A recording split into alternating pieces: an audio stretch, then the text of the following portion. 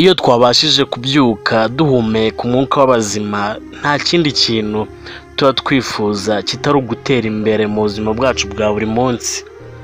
Ibi ngibi bikadusunikira gukora icyo ari cyo cyose kugira ngo tugere ku iterambere twifuza, ariko kenshi ntabwo ariko tubigeraho. Dore bimwe mu bintu bitandatu naguteguriye wakora bikagufasha gutera imbere binyuze mu nzira nziza kandi ziboneye. Icya mbere, rekera kubwira abantu imigambi yawe yose. Icya kabiri, menya guhitamo neza inshuti zawe.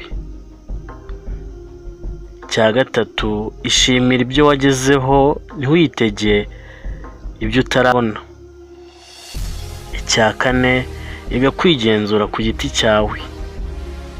Icya gatanu, kora uko ushoboye ubundi wiringire inzira bizacamo. Icya gatandatu aricyo cya nyuma, gerageza kugabanya amarangamutima menshi ugira mu buzima bwa buri munsi. Ibi ngibi uko mbikugejejeho byose uko ari bitandatu, nubasha kubikurikiza uzatera imbere nta kabuza, harimo no gukora cyane, dore ko ariyo ngingo nyamukuru, ndetse igisumba byose ni ugusenga ukamenya no kwiragiza Imana.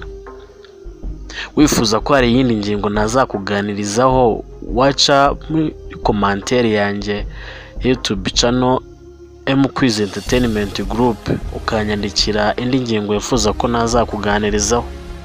Kora subscribe tubashe kugumana kandi tujye duhorana no mu bindi biganiro nzajya nshyiraho. Urakoze cyane kandi ndabakunda cyane.